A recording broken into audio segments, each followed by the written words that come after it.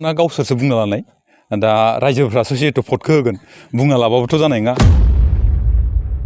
दा कास्टम फंबाय बिक्रम फंबायमोनाबो बा कंग्रेसनि बिथांमोनाबो गाव गावनि बाथ्राखौ बुंना लादो जोंबो बुंना लानो हायो नाथाय बिदि दुगा जों बुंनो नागिराखै बेसेबांसो भट लागोनखौथ' आं बुङा बिथांमोननि बायसा दुगाहाय बुङा नाथाय जोङो मोनसे गेदेर फारागथिनि गेजेरजों जों देरहालांगोन होननानै जों दाबि खालामना लानो हायो आरो थारैनो जोबोद गोजोननाय मोनदों नैबे सिडली समस्टिनि जि उफ्रा बिसायख'थि बे बिसायख'थियाव बाहागो लानानै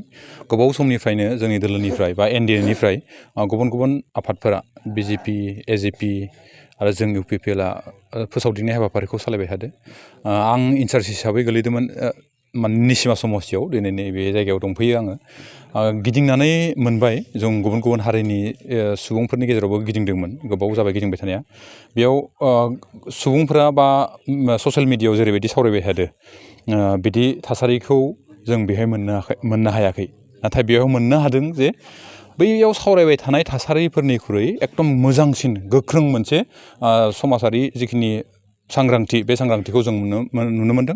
आरो समाजनि सुबुंफोरा जों जि जायगायाव सावरायनो मोनदों गुबुन गुबुन हारिनि सुबुंफोरजों बेयाव बिथांमोना रोखा रोखा फोरमायनानै होदों जे एबार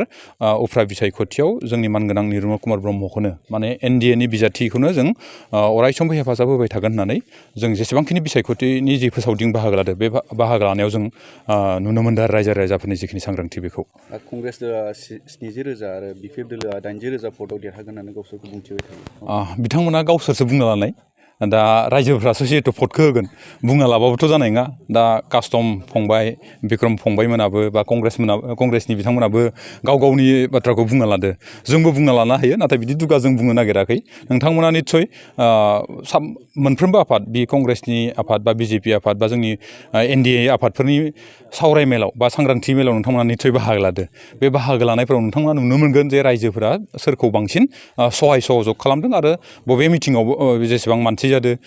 सोरनि कमिटमेन्टआ माबायदि जाना दं बेखौ नोंथांमोना रोखा रोखा नुनो मोनदों ओंखायनो बिथांमोना दाबिना लानो हायो गेदेर बाथ्रा नङा बयबो निजिनि आफादखौ जिहेतु मोजां होननानै बुंना लायो जोंबो मोजां होननानै बुंना लानो हायो नाथाय फैगौ 13 नभेम्बराव जानो गोनां जि बिसायख'थि बे बिसायख'थिनि जिखिनि फिथाइ बे फिथाइजोंसो सोनारगोन आरो बेसेबांसो भट लागोन नोंथांमोना बेसेबांसो भट लागोनखौथ' आं बुङा बिथांमोननि बायसा दुगाहाय बुङा नाथाय जोङो मोनसे गेदेर फारागथिनि गेजेरजों जों देरहालांगोन होननानै जों दाबि खालामना लानो हायो आरो गोजोन्थों।